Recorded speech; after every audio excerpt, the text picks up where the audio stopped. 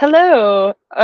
Welcome, Alex, for the second go at this recording. Uh, This time will so work, I'm sure. yeah, this time it'll work. We had some technical issues on number one. Diving right in, tell us about your career story so far. Yeah, absolutely. So in many ways, yeah, I've had a traditional and non-traditional career that have coexisted. I started my career at Goldman at 20 years old, which in hindsight was quite young, as I've come to realize, in terms of the learning that's occurred since that point in time. I spent 2 years at Goldman, and going into that, I had a good feeling that that wasn't going to be my long-term career. I think the Mm, early experience started to validate that quite quickly, and I very much didn't aspire to be growing up and to be the sort of leaders in the organization in a lot of ways. And so for me, it made a lot of sense to jump out. And my immediate pathway was into startups. So I joined actually a growth marketing agency called Ammo in Perth, WA, and the idea behind that move was really building a skill set that I thought was going to be useful in the startup arena. I think above and beyond a sort of general finance skill set. mm, And after approximately sort of nine months, I jumped into a venture-backed startup called Zipline in a sales role. And that evolved into a account executive role and later a head of go-to-market role, which took me to America, which is an incredible experience. And now I'm working entirely on my own projects as of 6 months ago. So the non-traditional career part is very much what I've been doing on the content creation side, which I hmm started 2 years ago now in 2022.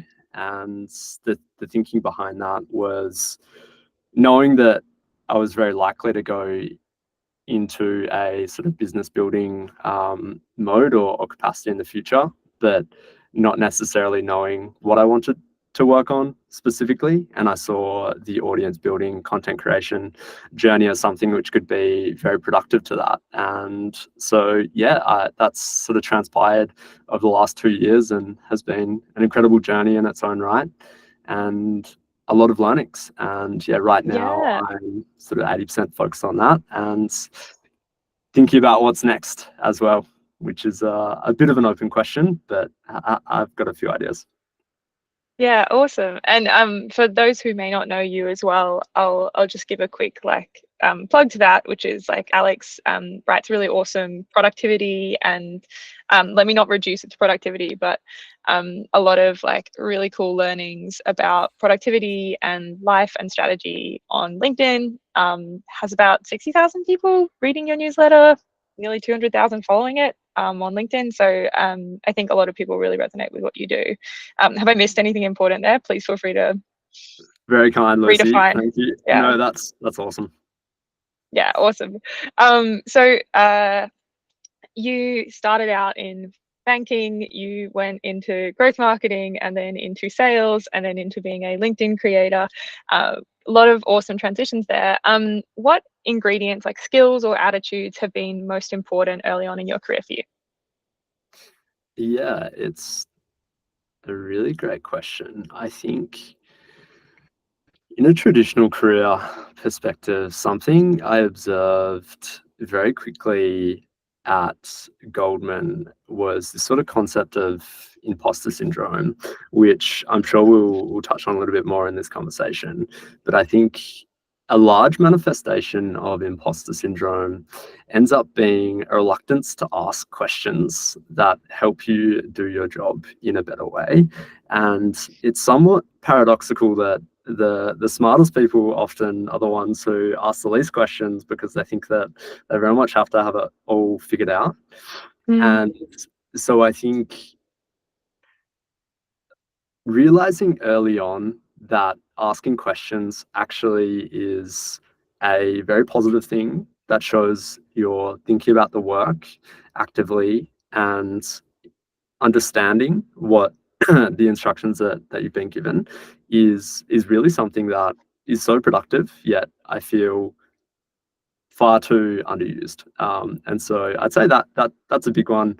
I think a second one is actually communication and the concept of that being a very large part of the job, i.e., how you communicate, how quickly you communicate is fundamental to a lot of the work that you do, and also managing sort of expectations of the people around you.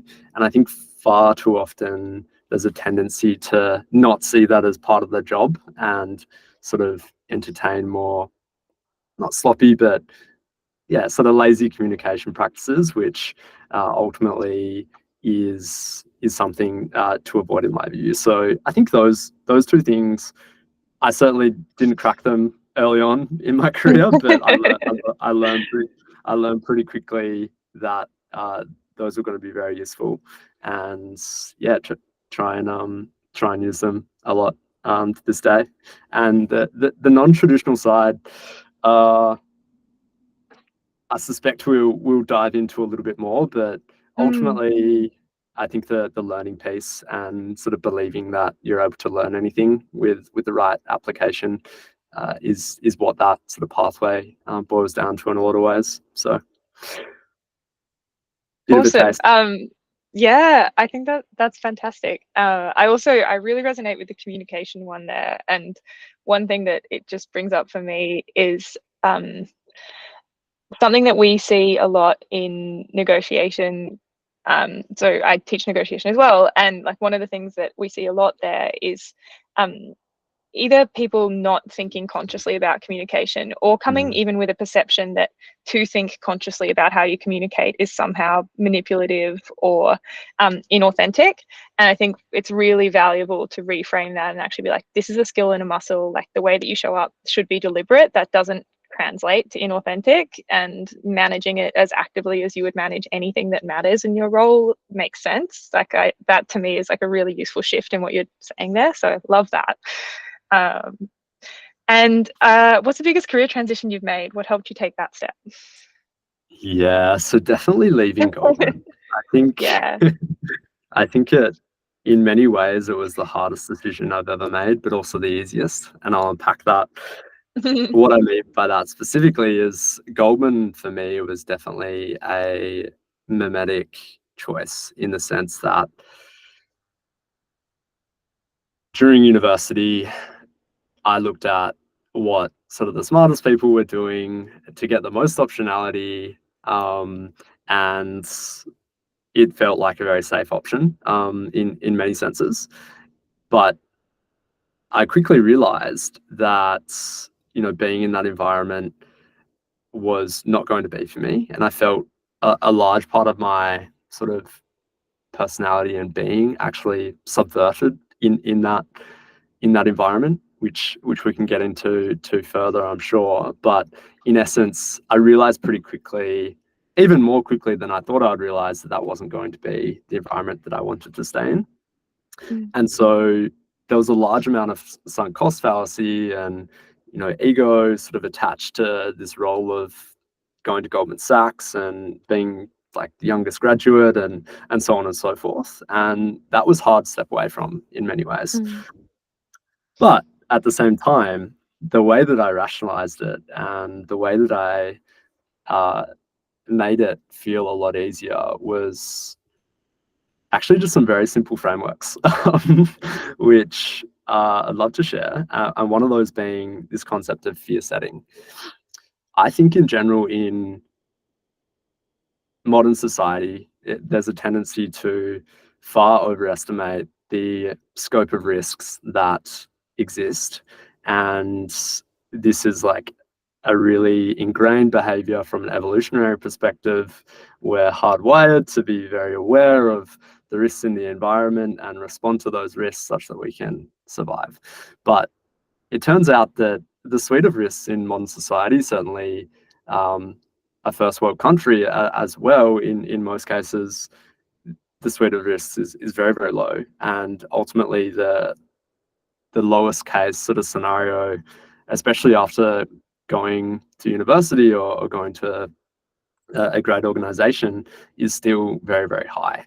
And so I think coming at it from a mindset of, even in the worst case scenario, I'm going to be very okay in making this decision, and I've got a full suite of options I can pursue if it doesn't go the way that I intend it to go, is like a really useful framework. And basically fear setting is predicting in advance what those worst case scenarios are and coming up with ways that you can prevent or mitigate those worst case scenarios from coming to fruition.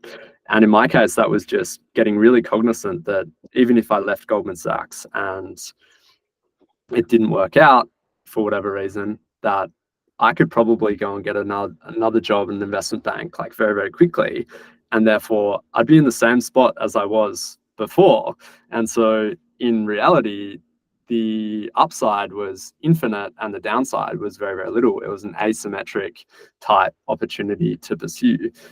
So that was one way I rationalized it. I think the other two big things were just regret minimization and thinking in decades rather than years.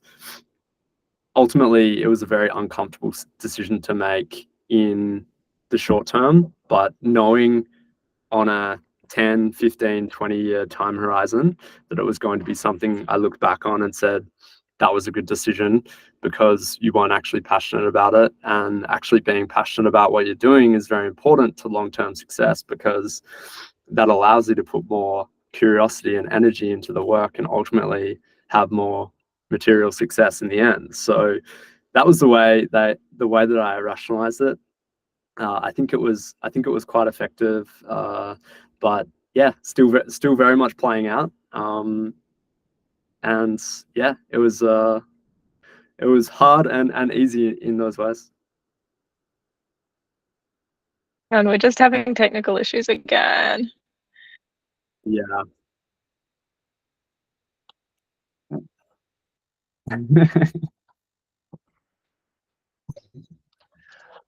Fucking good vibes house internet. Yeah, I'm on 2 bars. I'm not sure how much of that was lost, but No. I got most of it. So I think just to okay. catch up, folks who might have missed like a final bit there on the recording, you were saying like using a like regret minimization framework, thinking in decades, and sort of reflecting from that perspective instead of thinking short term. So I think we pretty much caught it. But anything you want to add just to make sure it's reserved for history or preserved for history? I think it's well implanted, but yeah, I think with these decisions, it's so important to just zoom out as much as possible and consider that the weight of regret when you're older is often so much heavier to bear than the short-term cost of making the hard decision to step in the direction of something that is going to be far better for you. And I think it's ultimately really hard to do that and to build the courage to do that when you're on a traditional path. But I would say seek out people who have done it before, speak to them, understand the steps that they've taken, and ultimately mitigate your risk in doing so that it does become that asymmetric scenario where if it works out, great, you're off to the races. If it doesn't, you're still in the same spot, and then there's nothing to lose. Yeah. Awesome. And I was just reflecting that I think particularly for people who are contemplating like a career change, that step of diversifying your social circle or diversifying your peer set that you're comparing yourself to, or diversifying your role model set, is so powerful, because so often what you don't have visibility over is that you might be in like a triangle shaped organization where everyone at the levels above you has opted into the decision to stay. And so what you see as the world is actually like people who have continued to opt into that decision for their own reasons. And there's this entire world of people who have gone off and done other work, who you're probably not getting exposure to. Such a good point, Lucy. And to add into that, like jumping out for the first time was extremely lonely, to be honest, because you didn't have that sort of inbuilt community that you can tap into, and ultimately people that really understood you and what you wanted to do. And so yeah, that's been absolutely massive and such an accelerant, just finding that community. It's a really good point. Yeah, definitely. And sometimes that can even be parasocial community as well. Like I think finding people who you like and like listening to on the internet can be so valuable. Yeah. And finding them in real life is great as well. But even that can be nice. Real life. What? So what are your favorite career frameworks? Obviously, you've shared a few there, but any others that you want to add? Yeah, if anyone hasn't noticed by now, I do like my frameworks. You love a I do framework. But yeah, there's three. I've whittled it down to three, and I think those are explore and exploit, seeing your career as a product, and inversion.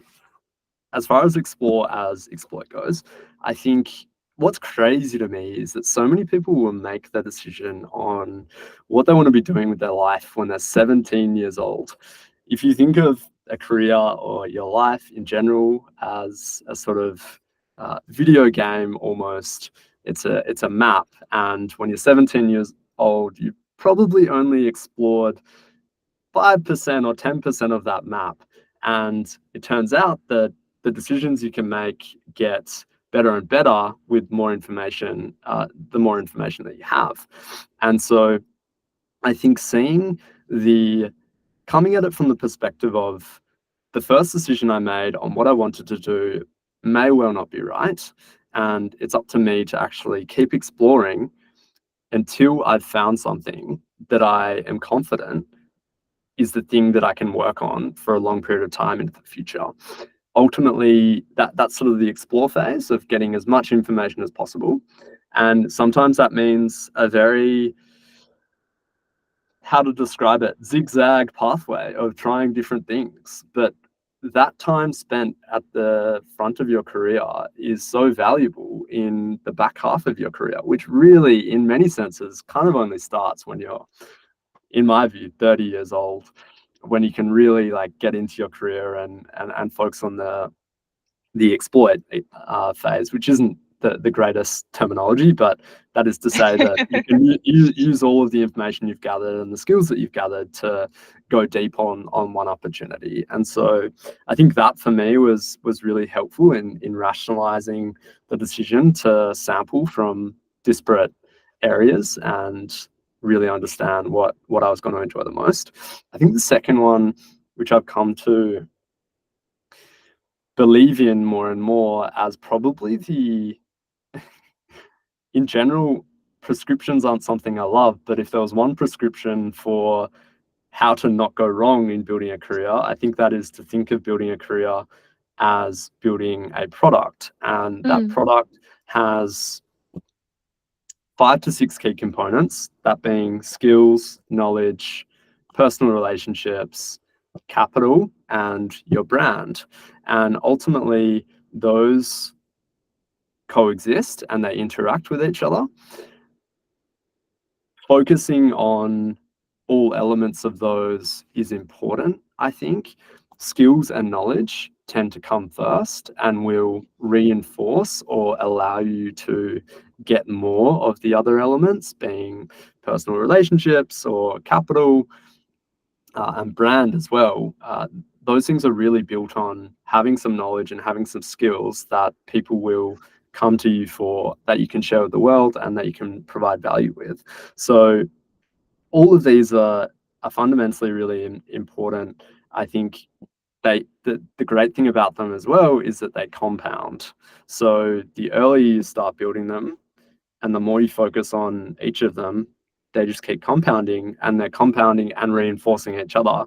And I think it can be a bit of a failure mode to not focus on one of those sort of elements of the product. For me, an area that I didn't focus on enough, and I think to the point earlier around when I jumped out of Goldman, was actually building personal relationships in a lot of different different areas and building that community and being really intentional about building that community as well. And so that was a bit of a smack in the face moment where I said, wow, I've been doing this sort of nowhere near the level that I should be doing it, and I've sort of paid for it. So career as a product. And the last one is just inversion. And that is to say, ultimately, if I fast forward to the very end, what do I want my career to look like?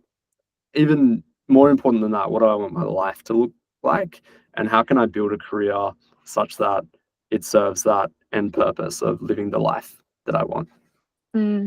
Awesome. Yeah, I actually often think about the career life intersection as, rather than like work-life balance or something, a concept like that. One I really love is like people have different relationships to their career, all of which are totally legitimate. Like, and one of those relationships is like fulfill me, and you're looking for identity and self-expression and like deep connection, emotional connection to career. One is like fund me, where you're like, I just want this to like help with the rest of my life.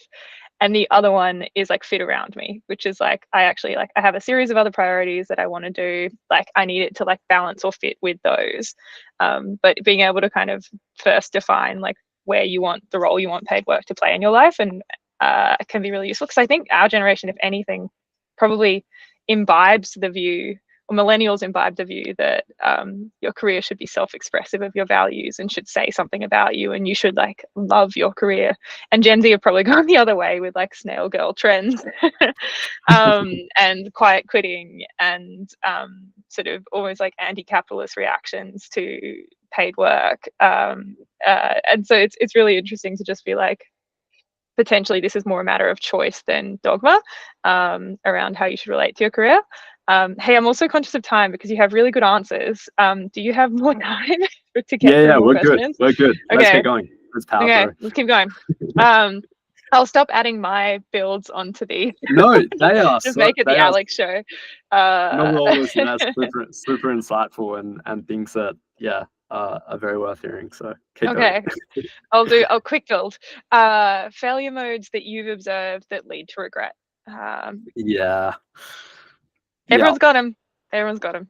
Oh yeah. I mean, for me, the ones that I've observed that were most relevant to me, I think two brackets. One is ego traps, and the ego traps that I've observed are really come as a result of, I think, youth, and ultimately the path of psychological development that occurs from childhood to teen to later years.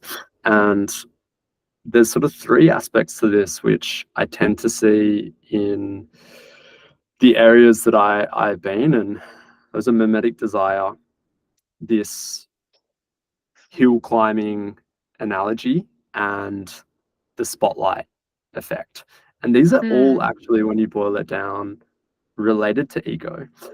Mimetic desire is related to ego in the sense that we make mimetic choices because if we do go wrong on that path, we have a very easy out by saying that's what everyone else was doing.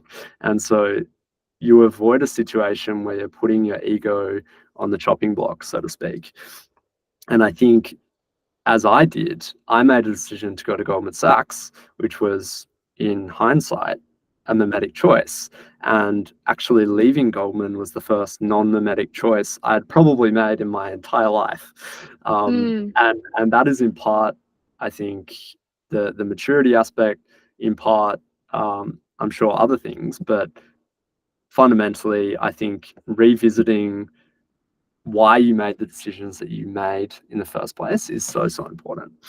The second one, which I really grappled with when I left Goldman, was, and actually soon after leaving Goldman, was my ego really struggled for like 6 months of, I'm no longer working at Goldman, and this is quite hard. I was in status limbo, in the sense that I couldn't attach my name to anything that I was so used to attaching my name to. And in school and university and into the first job as well, we always have a status. We have the status of being a high school student, and then a university student, and then a worker at Goldman Sachs or whatever organization that you have. And to me, this actually manifested when I was making my decision on what to do next. Deep down, I knew that I wanted to go into startups to be an operator. That's where I saw myself going. That was my intuition. But the sort of lure of venture capital became very, very enticing after jumping out and sort of saying, this is harder than I thought. It's taking more time than I thought. Maybe I could just go to venture capital and that would feel better. And the analogy that I'm talking about here is hill climbing, which is essentially saying there's a local maximum and a global maximum, and you can think of them as two different hills. And when I was at Goldman, I was on top of this hill over here, but it turns out that that hill was actually the lower hill of the two in the valley. And there was this alluring hill in the middle, which was venture capital, which I could have sort of stepped down and, or even caught a bridge across to that hill in the middle. But it turned out that I actually had to, and this is still playing out, by the way, but I had to go right to the bottom, make the long walk to like the bottom of the hill, this big hill over here, hopefully, and start walking up. And that sort of manifested for me in starting an entry-level sales role at a startup called Zipline. Like I don't know who does that. It was hard in many ways, but I'm also extremely thankful for it because now I feel confident in that domain. I build a skill set that I know is useful in the domain that I'm in now. And how I see this very often is actually folks sort of coming from the McKinseys, Goldmans, etc., looking for roles in startups and thinking about, oh, I can go into a chief of staff role or I can go into a strategy role. Fundamentally, when you think about a startup as in sort of Maslow's hierarchy, you have the sort of self-actualization phase at the very top is like strategy, or in some respects chief of staff. I think chief of staff is very different because you can get very good operational experience, but at the bottom of the period is actual product, sales, marketing, the real foundations. And I think just realizing that, like once you've made the decision or once you've realized you're not in the domain that you want to be, don't try and shortcut the steps to not building the relevant skills in that domain and really focus on that. I think the last one is not to go too much on No, this. No, all good. Is the spotlight effect. And I think this is another manifestation of ego in the sense that when we're younger, we think the world revolves around us and we think that everyone is thinking of us when we're making these decisions. And I found from my perspective, that was something that made it very hard to make the decision of going and doing something non-traditional, i.e. what will they think of me? What will I look like? I'll look dumb if this doesn't turn out. But it turns out no one's actually thinking about you anyway. They're actually just doing their own thing. So if that's the case... Can't begin to express how much they don't fucking care. Like... Right? Yeah. And it's so fundamental. And I think that the last thing I'll say on this, Lucy, before I wrap up is this other bracket, which is just... I am a big believer in general, and I think it was another way that I rationalized the decisions that I made was the precedent that you set early on for the types of decisions that you'll make is the precedent that you will take with you for the rest of your career. In other words, the chains of habit are too light to be felt until they're too strong to be broken. And I think as it relates to career, if you do settle for something that you know in your heart isn't going to help you self-actualize, the longer you leave that, the more likely you are to probably stay in that mode for the rest of your career. And so I think being very clear on the precedent and the standard that you will set for yourself on what you'll accept is important. At least it was for me. Oh, I would underline everything you just said. And a couple of things that might also be useful as just actual builds. I said I wasn't going to do it, but I'm going to do it. Was if anyone wants to look up Mimetic Desire, look up Renee Girard or Luke Burgess's recent book. So Girard would be the very original, and Luke Burgess is like the more approachable way into it, but essentially the idea that we make decisions because other people value things rather than because we value them. And I was going to say, like, I think that that idea of yourself as a product that you were talking about earlier, and even I think coming into the loss of identity that comes with leaving like a high status employer or a perceived high status employer really resonates. And it reminded me of a really helpful concept that I heard first from Jessie Wu. I'm not sure if it's someone else's originally, but the concept of owned and borrowed career capital. And so the notion of like, a lot of the time we make the mistake of building our careers within employers, where essentially we are like building relationships and credibility upwards, but we don't think at all about like horizontally or externally building career capital. And so we actually can't take, like, yes, you can take that credential with you, but you actually can't take very much of that with you. And the idea of being able to build an audience or more of a brand that you're known for, or more resources or more opportunity flow for yourself that comes from a more well-balanced set of things, I think is really powerful. She speaks about this better than I do, but a great concept to actually go and like dive into a little bit more. Like owned, portable, monetizable. Yeah. I love that, Lucy. There's actually, it reminds me of a really good article by Paul Graham, one of many, super linear, and he actually speaks about so many this. links at the bottom of this. Oh yeah, it's going to be great. Yeah. He speaks about this concept of in the past, the way that people, exactly this, the way that people would get credibility was through organizations. But now with the cost and accessibility to things like personal media, you can actually earn your own credibility, and you can do it quite quickly if you're willing to. And I think that separation is very much going to be a theme of the next 50 years, and so it's so worth thinking about. Yeah, and I think a lot of people, like, for example, view somewhere like LinkedIn as a tax. It's like, this is a tax I have to pay to be part of the modern workforce, and view it very defensively as like, I guess I have to update, or I guess I have to go on here when I get a job, as opposed to, I think, viewing it more proactively, or as a place where you can like build opportunity flow for yourself. And I suspect that shift it's already, like, I think we're already starting to see the beginning of it, but I suspect that shift is going to be quite profound, particularly as people get more confident with the notion of being micro creators on that platform or in their own right as well, and finding like a way that they're comfortable speaking publicly too. So that should be super interesting. Totally agree. Yeah. I just realized I have a doctor's appointment that I'm going to need to leave for in about 5 minutes.